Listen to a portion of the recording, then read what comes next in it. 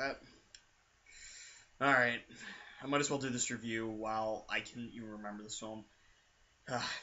Hey guys, it's me, Sam Long again, and today I'm doing a review on Transformers: Age of Extinction. I saw this movie about 2 weeks ago with my friend on 4th of July. I actually saw it on the day of 4th of July. I went with my friend. It was just me and her. And my brother, he said this. He's like, he didn't really want to see it, and I can understand why. But he had a feeling like he knew it was going to be bad. But anyways, let's just talk about it. All right, before I talk about the film itself, I gotta talk about the others. The first one I saw back when I was about 8 years old in theaters. I thought it was good. It was entertaining.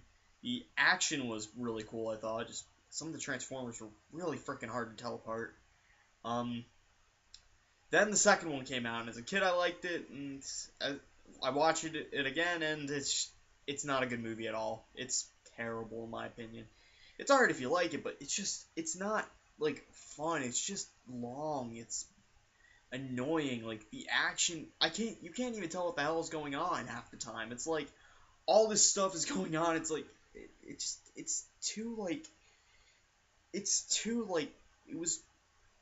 tried way too much to amp up the original. And then the third one, which I didn't see, but this one actually had a lot of tie-ins. But with that, and this one actually did have a lot of continuity with the first one. So I mean, third one, not the first one. What the hell am I talking about? But let's talk about this one. Was I looking forward to it? Sort of.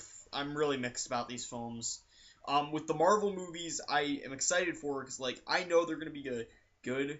Like Captain America: The Winter Soldier, I was really looking forward to that. And when I heard it was getting amazing reviews, I was really excited. And then I saw it, and I thought it was amazing. And then I saw Spider-Man, heard it got average reviews, but I liked it. Then I saw X-Men, that was great. I thought, but there were a few weird moments. But this one, I was really I was not as excited for as everyone else was. I know a lot of people love Transformers, a lot of people love the movies, but yeah, let's talk about the story. Alright, the story here for Age of Extinction, I don't know why I'm talking about the story, but I'll just talk about it because it's the only way I'm going to get off my chest. The story of it takes place after Dark of the Moon ended, after Chicago, after the Decepticons invaded Chicago and pretty much destroyed half of it, killing thousands of lives and putting the Transformers pretty much up for blame. The Autobots are now in hiding, and now the government is trying to find out, is hunting down the Autobots with a Decepticon named Lockdown, who is pretty much killing off many of the Autobots. Like, and this is not spoiler wise. You see Ratchet die in like the first, I think, 20 to 40 minutes of the movie, and I'm like, damn, that's brutal. You're just killing off like characters like that. But then Kay Yeager, played by Mark Wahlberg, goes to his job one day and finds an old truck. And you know where it's going. He finds out it's an Autobot, and his daughter does not approve of it, nor does his best friend. And then pretty much he realizes it's a Transformer, and then they pretty much both, like, they start, like, pretty much bonding as a team because, like, yeah, they're on the run now from the government, who is trying to hunt down and kill all the Autobots for reasons. You'll have to watch Dark of the Moon. I did not watch Dark of the Moon. I understood the story, but that's pretty much the best of the story I can really explain. It's like, in the beginning, like, in the opening part of the movie, like, it's back when the dinosaurs were around, so I guess this is how they explain the Dinobots came to be. They never explain how they came to be, but it's just like, Decepticons came down there, killed the dinosaurs, so that's another theory. Kaiju killed the dinosaurs, and the Ice Age killed the dinosaurs. I don't know really what to talk about the story. The story here, I don't know what to say. Like, it's not really there. Like, the characters aren't really that interesting. Mark Wahlberg, oh boy, I thought he was all right. The daughter was a pretty bad actress, but I thought she was kind of hot. But that doesn't really add much to the film. But yeah, that's a story. It's not terrible, but it's not the worst story I've ever seen either. Then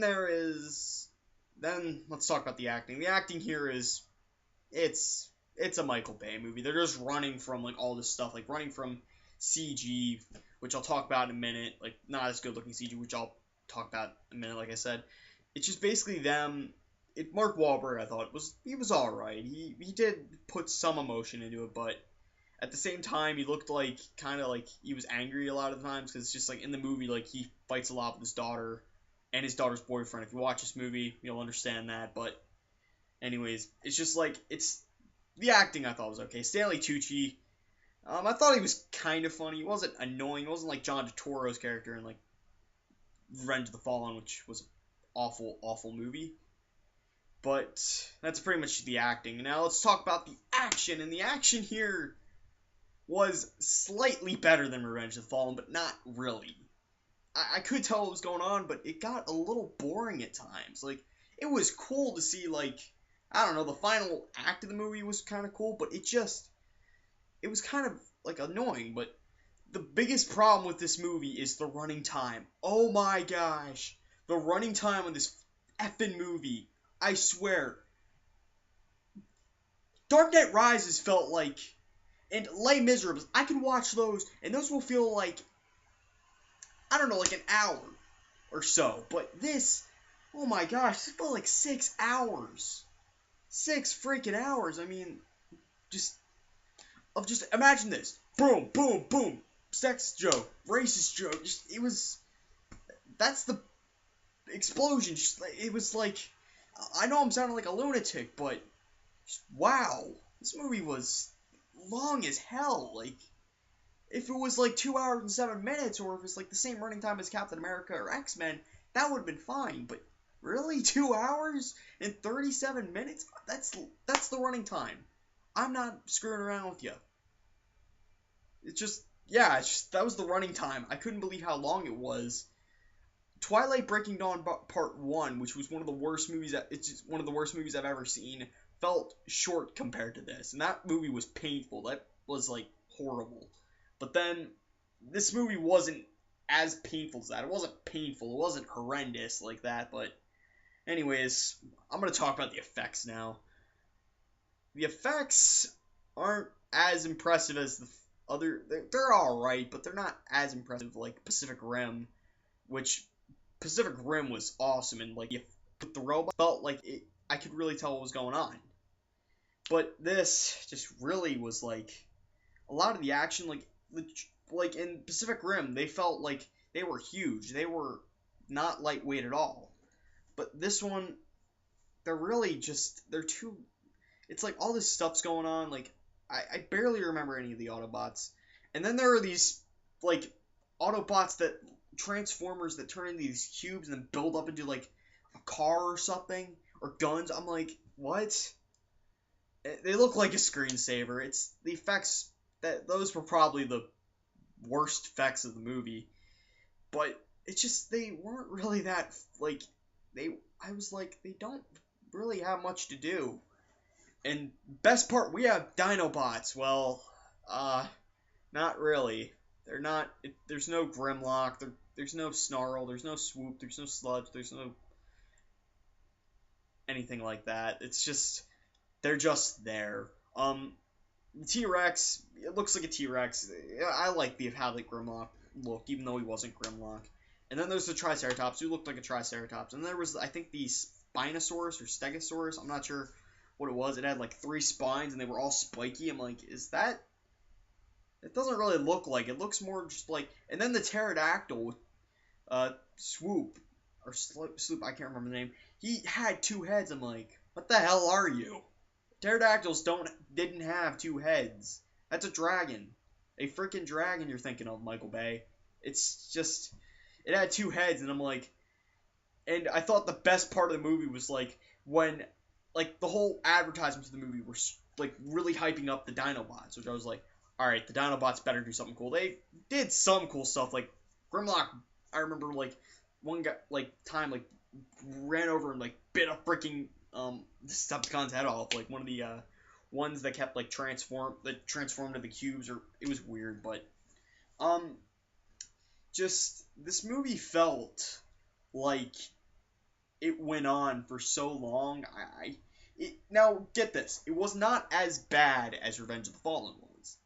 Definitely not. Revenge of the Fallen is one of the worst movies of the past decade, in my opinion. It's probably one of the worst of the decade from a lot of people.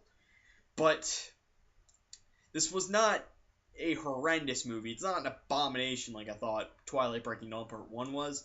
There were a few fun, awesome moments, like when, again, Optimus rode a freaking T-Rex, and I was like, okay, the inner 12-year-old me is screaming right now because that is the most badass thing I've ever seen. But other than that, it's not a very good movie.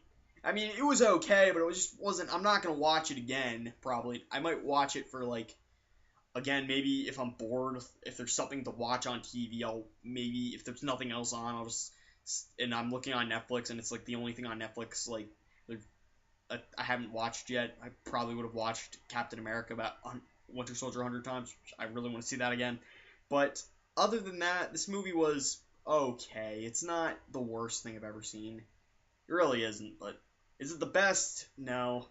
There are a lot of other movies that are coming out this summer that I was much looking forward to, like Dawn of the Planet of the Apes, Edge of Tomorrow, which is still playing at some theaters near me, so I'm gonna try to go see that.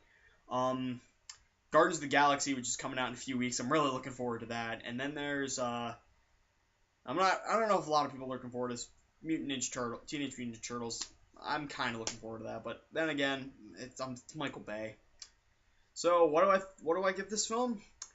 On a scale of 1 to 10, I'd probably say as a normal moviegoer, but I'd give it maybe like a 7. But as a film critic, like as a moviegoer, I thought some of it was cool, but a lot of it was annoying as hell.